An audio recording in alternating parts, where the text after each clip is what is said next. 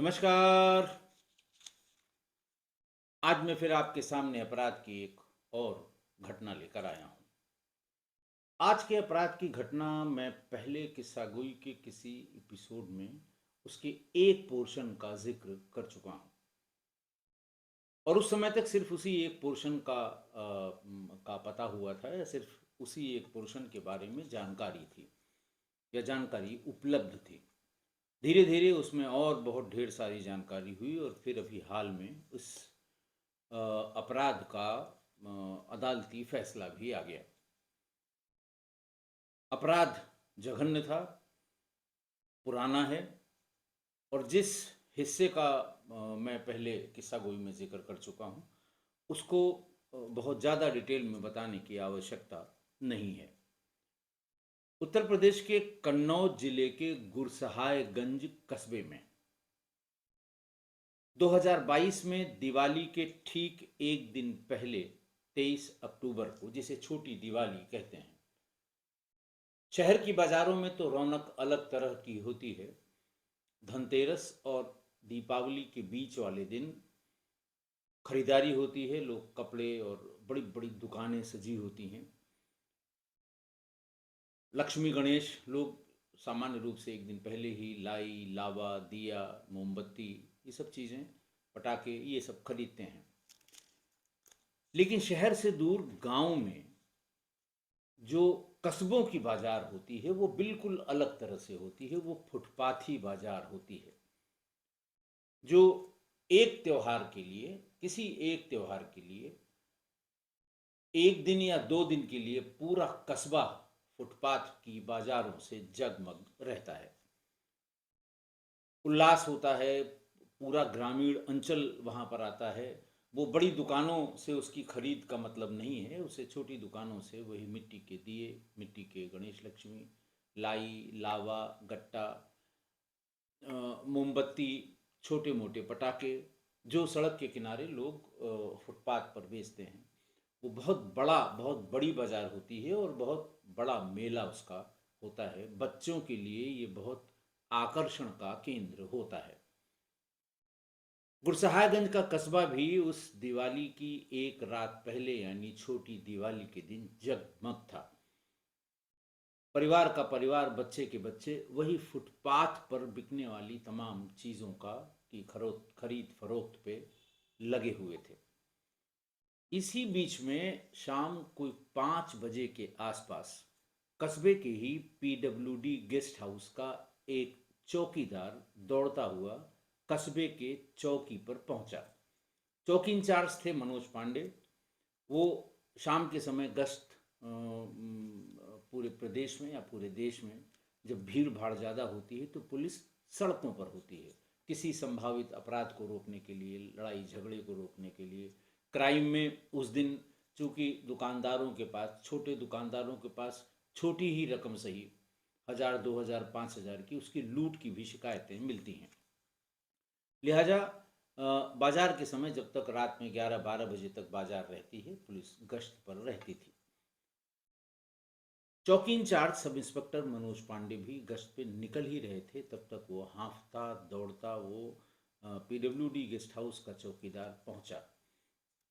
मुंह से आवाज़ नहीं निकल रही थी। उन्होंने बताया क्या बात है। उन्होंने कहा साहब, गेस्ट हाउस के पीछे झाड़ियों में एक छोटी बच्ची कराह रही है और उसके शरीर पर खून ही खून लगा हुआ है।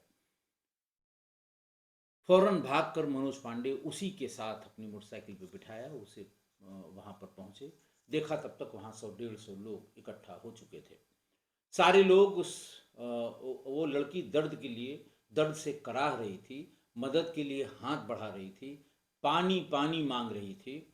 लेकिन वहां पर खड़े 100-150 व्यक्ति सिर्फ अपने मोबाइल पर उसकी वीडियो बना रहे थे। ऐसी ही एक घटना जो मेरी तैनाती के समय की शाहजहांपुर की है, उसको मैंने देखा भी है और रूह कांप जाती है वो सोच के कि एक लड़की खेतों में से पूरी जली हुई, सिर से पैर तक पूरी नग्न, चलती हुई सड़क के बीच में खड़ी होती है, पानी पानी चिल्लाती है, पानी दे दो प्यास लगी है, पानी दे दो प्यास लगी है। कम से कम 70-80 गाड़ियों पर खड़े लोग गाड़ियों से नीचे उतरकर सिर्फ उस लड़की की वीडियो बनाते रहे। न किसी ने पुलिस को सूचना दी, न किसी ने एम्बुलेंस को सूचना दी, न ही अमूमन 4 पहिए की सभी गाड़ी में 1 बोतल 2 बोतल पानी होता है। मानवता के नाते ही सही किसी ने पानी भी निकाल कर उसे नहीं दिया। हालांकि चोट के समय और खासकर बर्न इंजरी में पानी दिए जाने की मनाही है, लेकिन अगर वो चिल्ला रही है और मानवता की दृष्टिकोण से अगर उसे 2 घूंट पानी भी कोई दे देता तो वो उसके लिए थोड़ी देर उसकी एनर्जी और बनती और तब तक पुलिस भी आ जाती और एम्बुलेंस भी आ जाती।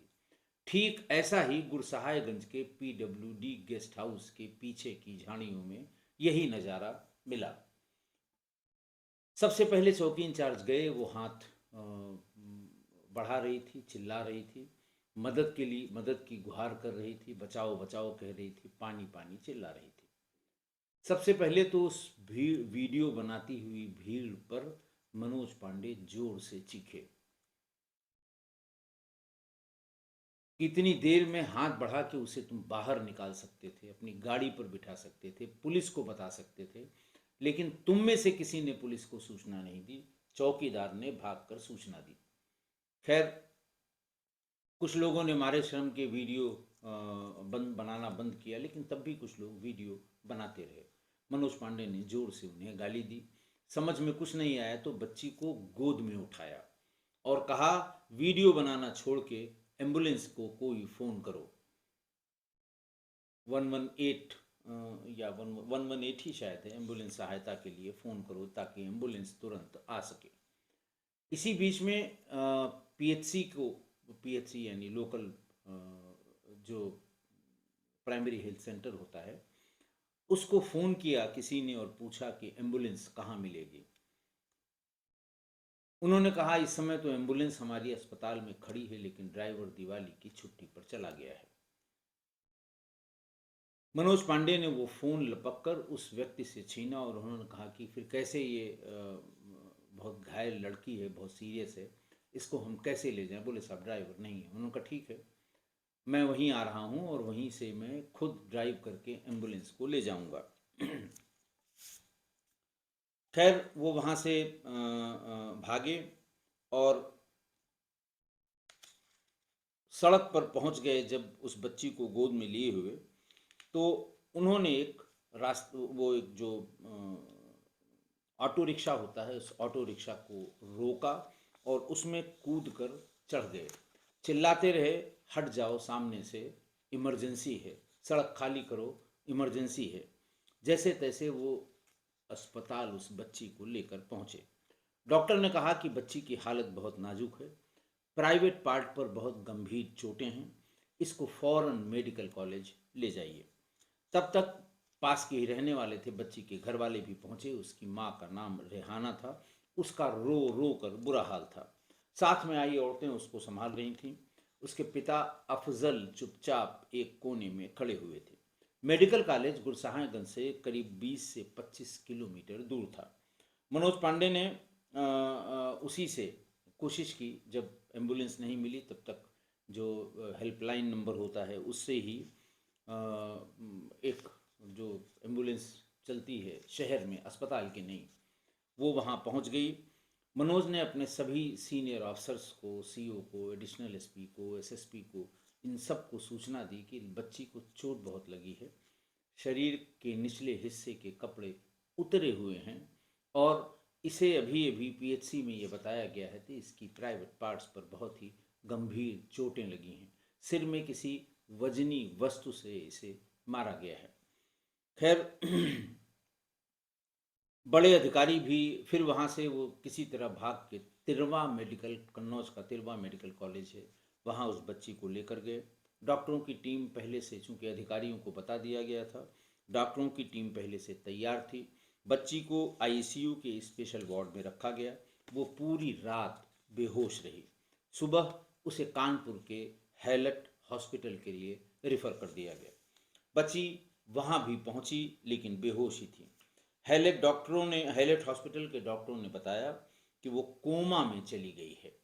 ये सुनते ही घर वाले परिवार के जो लोग थे वो रोने लगे, फपक फपक कर चिल्लाने लगे और ये भी कहने लगे कि हम तो दाल रोटी को मोहताज हैं, इसका इलाज हम कैसे कराएंगे। खैर क्योंकि उसका पिता वो गुरसहायगंज कस्बे में ही चाट का ठेला लगाते थे। अफसरों ने और वहाँ मौजूद लोगों ने माँ बाप को ढाढ़स बंधाया कि आप चिंता मत करिए, गुड़िया अब हमारी जिम्मेदारी है, उसका हम बेहतर से बेहतर इलाज करेंगे। आनन फानन में 4-5 लोगों ने एक कमेटी बनाई और शाम तक 5 बजे से लेके और 8 बजे के बीच में 6 लाख रुपए पब्लिक ने जमा कर दिए। गुड़िया के और बेहतर इलाज के लिए उसे कानपुर के प्राइवेट हॉस्पिटल रीजेंसी में भर्ती कराया गया। पुलिस ने छानबीन शुरू कर दी। गुड़िया की चाची ने पूरी बात बताई। गुड़िया मेले से 2 गुल्लक खरीद कर ले आई थी। बच्चों का मिट्टी से बने हुए जितने भी खिलौने हैं, साल भर में उसकी खरीदारी बच्चे इसी दिवाली के मेले के दिन करते हैं। छोटे बच्चे, बहुत निर्धन परिवार के बच्चे, क्योंकि ये गुल्लक मिट्टी के बने हुए सस्ते मिलते हैं, तो वो 2 खरीद के ले आई थी। लेकिन घर पहुंचकर उसने देखा कि उनमें से एक चिटका हुआ है। तो उसकी चाची बताती हैं कि उसने कहा कि अभी बाजार लगी हुई है और मैं इनमें से एक जो गुल्लक चिटकी हुई है उसको बदल कर आते हैं। लेकिन जब 2 घंटे 3 घंटे हो गए, गुड़िया घर नहीं पहुंची, तो इधर उधर चाची ने और माँ ने, इन लोगों ने ढूंढना शुरू किया, लेकिन कुछ पता नहीं लगा। और फिर थोड़ी देर में ही 5 साढ़े 5 बजे इस बात की सूचना मिल गई कि वो बुरी तरह से घायल अवस्था में पीडब्ल्यूडी गेस्ट हाउस के पीछे की झाड़ियों में पड़ी हुई है। पूरे जिले में ये खबर फैल गई थी। लोग गुस्से में थे और ये कहा गया, लोगों ने कहा कि साहब इसने जान बचाई है। चौकी इंचार्ज मनोज पांडे ने इस केस की विवेचना उसी को दे दी जाए। बहरहाल उसने उस केस की विवेचना तुरंत चौकी इंचार्ज कस्बा गुरसहायगंज मनोज पांडे को दे दी गई। खैर, गुड़िया के घर से बाजार तक रास्ते में हर मोहल्ले वाले, दुकानदार, ठेले खुमचे वाले से पूछताछ की गई और जो बड़े दुकानों में सीसीटीवी लगे हुए थे उनके फुटेज भी तलाश किए गए और काफ़ी मशक्क़त के बाद एक सुराग मिल गया। एक फुटेज में गुड़िया किसी लड़के के पीछे पीछे जाती हुई दिखाई दी। घरवाले उस लड़के को नहीं पहचान पाए। जो आसपास के लोग भी थे, बाजार के लोग थे, बहुत से लोगों को पुलिस ने चौकी पर भी और थाने पर भी वो फुटेज दिखाई, लेकिन उसको नहीं पहचान पाए। फिर से उसकी फ़ोटो, स्टिल फ़ोटो बनाकर और पुलिस इस जुगत में लगी कि कैसे इसको ज़्यादा से ज़्यादा लोगों तक पहुंचाया जाए ताकि इसकी पहचान हो सके। आसपास के ज़िलों के व्हाट्सएप नंबर पर, कंट्रोल रूम पर और अखबारों में, इन सब जगह वो फ़ोटो छपी और फिर लोगों से जो मनोज पांडे थे उनके मोबाइल नंबर पर, थाना अध्यक्ष के मोबाइल नंबर पर, सर्किल ऑफिसर के मोबाइल नंबर पर अगर कोई सूचना मिलती है तो ये सूचना दिए जाने की अपील जारी की गई। तभी फर्रुखाबाद जिले से किसी व्यक्ति ने उसको पहचान कर और चौकी इंचार्ज के मोबाइल फ़ोन पर बताया कि इसका नाम राम जी है, ये खुदागंज वाला राम जी वर्मा है, एक नंबर का बदमाश है, पहले भी सजा काट चुका है। पुलिस के पास अब इस चेहरे के लिए 2 पहचान थी, एक फर्रुखाबाद खुदागंज, दूसरा राम जी वर्मा। इस बीच में उसके बारे में जब उसने बताया सूचना देने वाले ने कि एक नंबर का बदमाश है, तो पुलिस ने उसकी कुंडली खंगालनी शुरू की। पुलिस बाद में चौंक गई। उसकी जो पहली वारदात थी वो 23 फरवरी 2018 की निकली। जिला था फर्रुखाबाद। उस दिन उसकी नज़र 8 साल के सोनू पर पड़ी थी। टॉफ़ी देने के बहाने वो सोनू को अपने साथ ले गया और उसके साथ कुकर्म करने के बाद उसका गला दबाकर उसे मार दिया। लाश कमालगंज सब्जी मंडी में फेंक दी। ये अपराध पुलिस के रजिस्टर में, पुलिस के रिकॉर्ड्स में दर्ज था। फिर इसके कुछ ही दिन बाद, ये 23 फरवरी की बात थी, 2 मार्च 2018 को कन्नौज के गांव सादिकापुर में होली के दिन 5 साल का गोलू घर के पास खेल रहा था। रंगों में चेहरा छुपाए रामजी वर्मा गोलू को बहलाकर ले गया। गोलू के घर वाले उसे ढूंढते ढूंढते परेशान हो गए। पुलिस में रिपोर्ट दर्ज कराई। 2 दिन बाद घर के पीछे ही बोरी में गोलू की लाश मिली। मैंने आपको बताया कि वो 5 साल का था, सिर्फ 5 साल का। शरीर पर कपड़ों की जगह कपड़े नहीं थे, चोटों के निशान थे। इसके साथ ही पोस्टमार्टम रिपोर्ट में उसके साथ भी गंदी और घिनौनी हरकत की गई थी, ऐसा पोस्टमार्टम रिपोर्ट में आया। फिर एक ही दिन बाद 3 मार्च 2018 को जिला कन्नौज ही गांव खाड़े देवर 9 साल की रेनू घर के बाहर खेल रही थी। रामजी वर्मा गांव वालों की नज़रें बचाकर बहाने से उसे अपने साथ ले आया। गांव से बाहर ले जाकर खेत में उसके साथ बलात्कार करने की कोशिश की। रेनू ने रामजी वर्मा के तमाम प्रयासों के बाद कि उसका मुंह बंद रहे, उसने चिल्लाना शुरू कर दिया और खेतों पे काम कर रहे लोग इस बच्ची की आवाज़ सुने दौड़ पड़े। रामजी वर्मा को पकड़ा गया, दौड़ा दौड़ा कर पकड़ा गया। खूब धुनाई हुई। लगभग अधमरी हालत में उसे पुलिस वहाँ से ले गई। रेनू की भी जान बचानी मुश्किल हुई। 6 महीने तक अस्पताल में वो जीवन मौत से जूझती रही, लेकिन जिंदा बच गई। अब देखिए, लगातार है 2 मार्च, 3 मार्च और फिर अगले दिन यानी 4 मार्च छिबरा मऊ कोर्ट में उसकी पेशी हुई। पता चला कि रामजी वर्मा की उम्र सिर्फ 16 साल है, इसलिए मामला जुवेनाइल कोर्ट यानी किशोर न्याय बोर्ड में भेज दिया गया। रामजी नाबालिग था। सुनवाई हुई, लेकिन शातिर इतना कि बड़े से बड़े अपराधी भी पनाह मांगे उससे। एक दिन वो पेशी से लौटते वक्त पुलिस को चकमा देकर भाग गया। प्रशासन की बड़ी बदनामी हुई, बड़ी थू थू हुई कि बच्ची का रेपिस्ट पुलिस की गलती से, पुलिस की लापरवाही से भाग गया। खैर, पुलिस ने भी अपना दम लगाकर उसे फिर से पकड़ा। केस चला। नाबालिग था, इसलिए सज़ा सिर्फ 1 साल की हुई।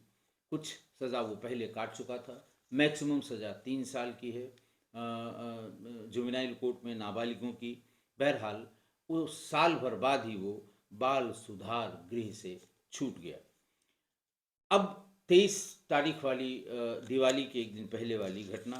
पुलिस, ये तो चूंकि वो मिल नहीं रहा था और ये बताया गया था कि बहुत 1 नंबर का बदमाश है, तो पुलिस ने धीरे धीरे इतने केसेस उसके निकाले। और अभी भी, अब तो खैर ट्रायल ख़त्म हो गया है, इसमें अदालत का फैसला भी आ गया है, लेकिन अब भी 3 से 4 केसेस ऐसे थे जो पुलिस ने बंद कर दिए थे, फाइनल रिपोर्ट लगा दी थी। और बाद में ये पता लगा कि संभवतः ये केसेस भी रामजी वर्मा द्वारा ही किए गए थे। तो खैर पुलिस को ये पता चल गया कि रामजी वर्मा कोई सामान्य अपराधी नहीं है, बल्कि सीरियल किलर है। ये छोटे बच्चों को ही अपना शिकार बनाता है। इस जानकारी के बाद पुलिस बहुत एक्टिव हो गई। पोस्टर छपवाए गए। 1 लाख का इनाम उस पर रखा गया। न्यूज चैनल्स पर रामजी वर्मा की फोटो फ्लैश होने लगी। छापेमारियां हुई। रामजी वर्मा के बारे में रोज नई नई बात पता लगने लगी। गांव वालों ने बताया कि मोबाइल पर क्राइम सीरियल्स और वो जो सेक्स वीडियोस के क्लिप हैं वो बहुत देखता है। पूरा पूरा दिन कहीं पेड़ के नीचे, कहीं किसी खंडहर में बैठकर देखता रहता है। ये भी बताया कि उसे क्राइम सीरियल देखने का नशा है। तंबाकू के अलावा वो किसी भी तरह का नशा नहीं करता है। बोलचाल में बेहद ज़हीन है। होटल में वेटर का काम कर लिया करता है जब जब उसे पैसों की ज़रूरत होती थी, और वेटर के काम में भी वो परफेक्ट था।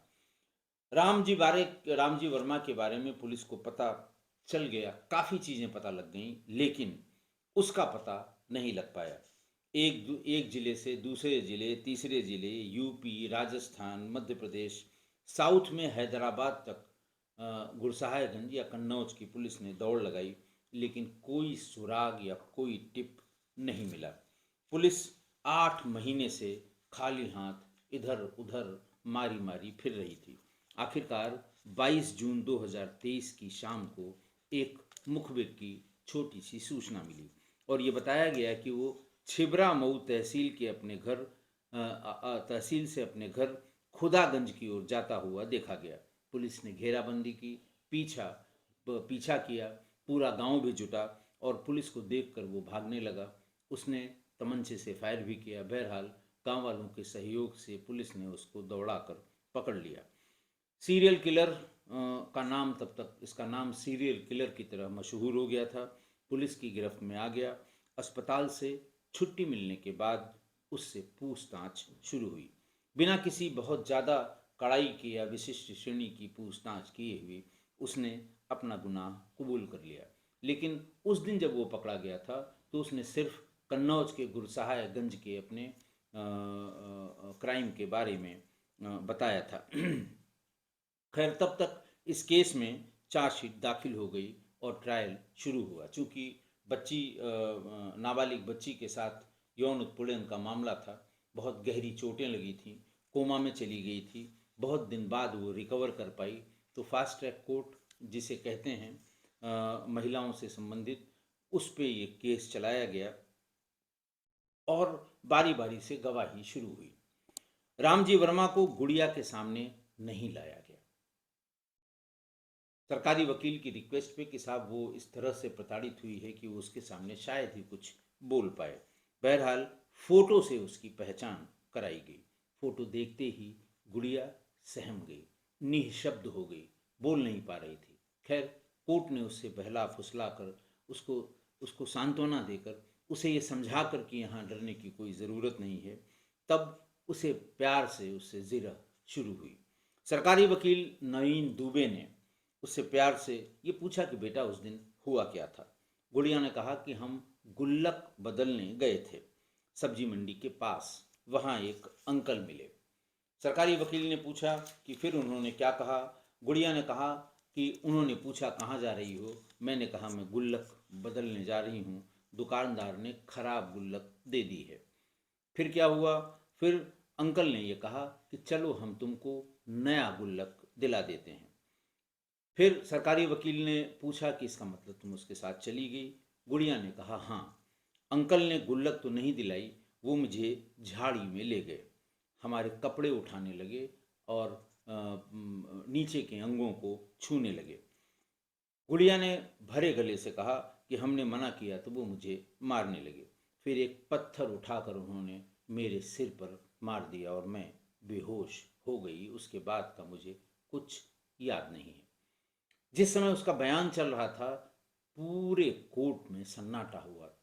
खचाखच भरे कोर्ट में सन्नाटा था, पिन ड्रॉप साइलेंस था। जज साहिबा डायस से उसकी एक एक बात सुन रही थी। बच्ची थी और वो आप बीती उस समय सुना रही थी। हर एक आदमी स्तब्ध था उस बच्ची की बताई गई बातों से। अब आप देखिए, गुड़िया उस दरिंदे को उस समय भी अंकल कह रही थी। ट्रायल के दौरान उसने उस अपराधी को अंकल ही कहकर बुलाया।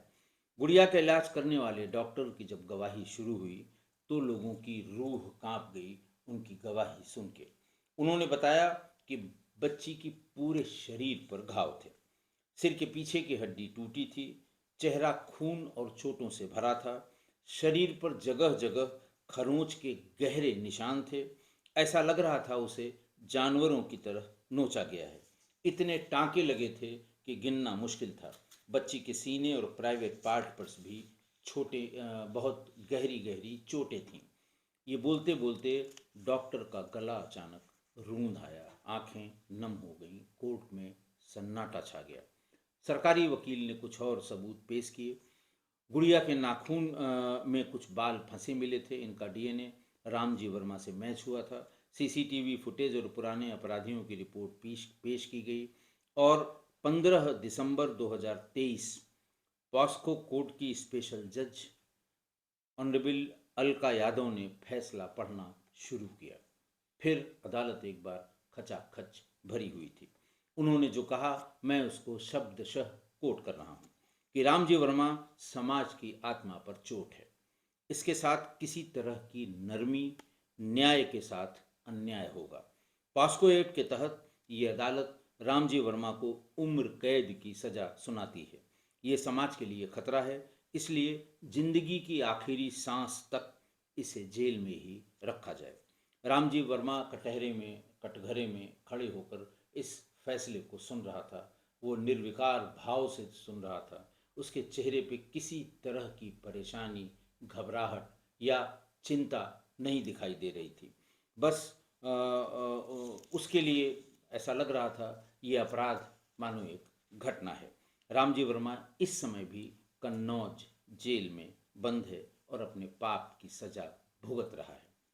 आज की घटना, मैंने जैसा शुरू में ही बताया कि सीरियल किलर की इस कन्नौज वाली घटना जिसमें इसे आजीवन कारावास हुई है, इसके बारे में मैं किस्सा गोई के शुरुआती एपिसोड्स में मैंने ये बताया था और डिटेल में बताया था, इसलिए बाकी घटनाओं का उसमें कोई जिक्र नहीं था। उस समय तक बाकी घटनाएं और ट्रायल उस समय तक शायद हुआ नहीं था, इसलिए उसमें सिर्फ घटना और गिरफ्तारी का जिक्र किया था।